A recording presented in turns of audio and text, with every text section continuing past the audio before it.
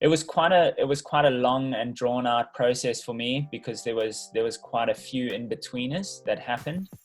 But once the ball really started rolling, that was kind of the catalyst to all my success, and definitely for the last 3 or 4 years now, it's really started to boom, and I've become one of the top guys in our sport. You're listening to the MatchKitCast with me, Ben Karpinski, bringing you closer to the athletes on the MatchKit.co platform. My guest in this episode of the MatchKitCast is Iain Campbell. Though he might not be a household name in a greater sporting sense, he's very much a big deal in his sport of bodyboarding. Iain, thanks for joining us today. Yeah, thanks for having me. Now, to go through your achievements here on your MatchKit profile, you are the 2017 APB World Tour Champion, the 2020 Pipeline Invitational Champion, and perhaps I may struggle with this pronunciation, but you're the 2018 Ita Kotiara Pro Champion. So it's fair to say that your career is already a well-decorated one of success. But where did it all begin for you to get into bodyboarding and, of course, getting to where you are now? Yeah, thank you. It's been a long road for me. I started initially bodyboarding at a school level in Durban, where I grew up, and that was kind of like the first time that I really got into it. I was probably about 7 or 8 years old, and it was just kind of an afternoon activity that eventually turned into a profession, and it's taken me around the world, and I'm fortunate enough to be doing this as a full-time job at the moment. That's fantastic. But now, as far as getting through the progressional age gaps, I mean, I'm just trying to think, like, I remember as I grew up in Cape Town, I loved bodyboarding. I did it obviously hugely recreationally on the weekends mostly.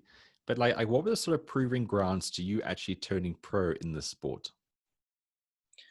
Well, that was the one thing that I kind of just kind of evolved, and I don't think you'd really get to those milestones without going through your local tour and then going on to your national tour and trying to get those events done and get a good placing.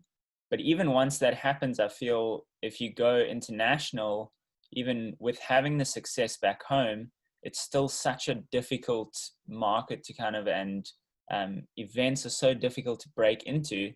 But at the same time, it was, in 2016, after being on the tour for 3 years internationally, I eventually got a win. And, my life was a bit different to the other guys that have gone on tour, because I only actually started the tour when I was 21, once I'd finished all my studies. So before that, I mean, I was on the South African tour. I've won a couple of national tour titles, but I never really, excelled to this huge point in South Africa. And it was only a number of years down the line where I would eventually go through and win a tour event and be in line for a world title in 2016, and then come up short and decide that 2017, this is my year, and get everything together and actually end up winning a world title. So it was quite a long and drawn out process for me, because there was quite a few in betweeners that happened. But once the ball really started rolling, that was kind of the catalyst to all my success, and definitely for the last 3 or 4 years now, it's really started to boom, and I've become one of the top guys in our sport. Now, forgive me for this question being maybe a little bit simplistic, but obviously with pro golfers, it's about getting onto the driving range, taking on various aspects of their work. When you're a rugby player, physical conditioning is obviously a huge thing of being in your team dynamic. But how do you really get to excel in your sport? I mean, how fitness orientated are you, and how much time do you sort of put aside each week to get into the ocean itself and obviously, perfect your craft? Well, when it comes to getting in the water, I think that's the best training. I don't think there's anything else that can really get you to that physical level that it takes to be in the ocean for 2 or 3 hours at a time. So I take every opportunity that I can get to get into the water, and just surf and perfect that side of the sport, because the ocean is continuously changing. Nothing will ever be the same. You're not going to catch two of the same waves. So with that being said, you've really got to figure out, your timing on the waves. And because we're going into the air and we're doing all these air moves, the timing is such a big part of it. So I would say majority of the time is spent doing that, where you're in the water trying to perfect that side. But at the same time, I do a lot of training outside of the water. I've got a really good coach and biokinetist that I work with here in Somerset West, Philip Nell at LaRue, Nell and Brink, biokinetist. And he's really put a good program together for me to be conditioned to be strong enough to do this sport, because it takes quite a lot out of you, especially on your upper body and your lower back. So it's all about core work and trying to keep the legs strong for kicking for long periods of time, and the arms strong for taking the abuse of landings. And that's along with some cardio. Obviously swimming is my go-to because I love the water so much, and all of that together kind of makes me the athlete that I am and be able to do what I do. Well, that then brings us on to our next point. And obviously the COVID situation is, well, hamstrung or sidelined, however you want to put it, to all athletes around the world in all sports. How has this layoff kind of impacted you? And more importantly, how are you planning on getting back to your best as far as quick as you can, really? Yeah, the COVID-19 has really messed with a year that I thought was going to go on to be a real productive and successful one for me. I started this year in Hawaii as I normally do throughout the last 7 or 8 years. And I kind of gauge my riding ability and my strengths on how good my Hawaii season was. And coming out of Hawaii with a win, I was set for something that I really thought was going to be productive and really positive. And then when the COVID-19 hit, obviously everyone stops what they're doing, and it's affected our sport quite heavily. But at the same time, it's kind of nice to take a little bit of a break and take a step back.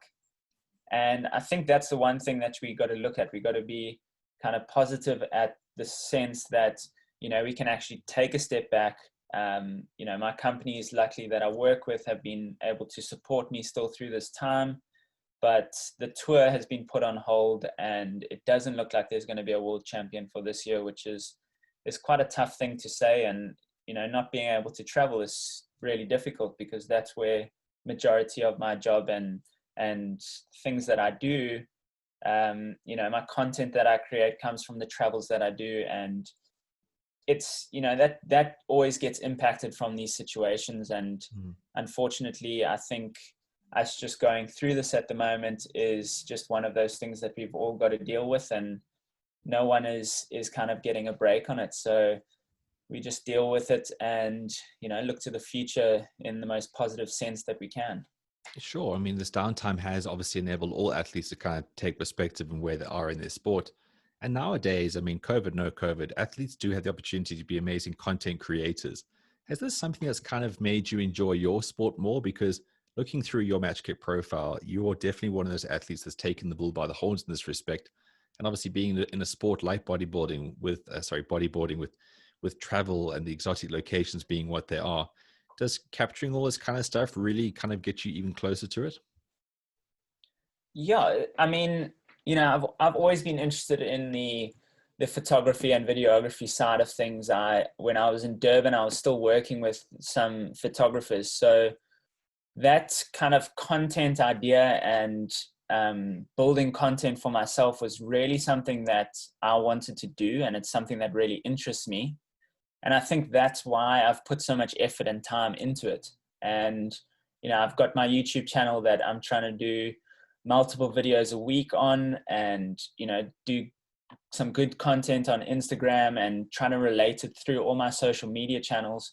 And for sure, it's something that I think, keeps me interested and excited about traveling and doing different things and meeting different people. And that's always something that's interested me. And now that I get to do it on, on a level that is international, and being able to travel and see all these destinations and share it with people that might not ever get there or not be able to do it is just something that I love to do. And I'm just so fortunate to be able to do that. Well, you're pretty good at it, Iain, I must say. As a content creator personally, I do enjoy your stuff, and it takes me back to my youth where I was around the ocean a lot. We're finishing off with two questions, relatively quick questions.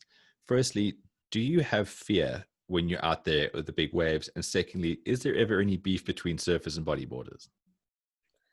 It's pretty funny that you say that, because the other day we actually paddled out to a big wave spot in Komaki called Sunset, and a friend and I paddled out there, and for sure the fear is still out there. If it's not the size of the waves or people in the water, because now we've got all kinds of craft too, and you've got people with all kinds of skill levels. And these guys are riding, especially out there, the guys are riding massive boards.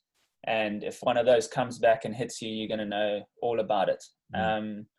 So for sure, there's a sense of fear in that regard, as well as for the reef, and of course for big waves. I mean, I don't think you really ever get over that fear, but you just try and deal with it as best you can. And yeah, there's always going to be beef against surfers and bodyboarders. I mean, that's the age-old question, but a lot of the times now you kind of see the level of respect where surfers are now going to the air, and they can really see the level of technical difficulty it takes to land those moves. And I think that's kind of given us a little bit of respect, and also we now give them a lot more respect for doing those airs, because we know how hard it is to land from that height. And now these guys are doing it standing is pretty impressive. So I think it's definitely dropped off from what it used to be. I think that beef was really, in the 90s when I was growing up, that was still very, very much happening around the world. And now that the social media age has come in, I don't think people can really get into that without it being captured. So it's pretty funny how it's changed, but at the same time, it's still very much there. All right. Well, Iain, if you want to follow Ian's journey continually as he does traverse the world, all these amazing locations, as he does vie for the next World Championship, whenever that may be, if it's obviously next year, then Iain, obviously you'll apply yourself for that. But get onto his MatchKit profile, because this is where everything is consolidated, all his social media channels, his best content. And of course, you want to get in touch with him as well. That is matchkit.co/Iain, and his name is spelled IAIN, and then last name Campbell, CAMPBELL _ at the end, matchkit.co/Iain Campbell. Iain, thank you so much for your time today, and we wish you all the best in returning to your sport. Yeah, thanks so much. It's been awesome to chat, and thanks for having me. Are you an athlete looking to better commercialize your career? Visit matchkit.co/register and see what this unique web builder can do for your sporting profile.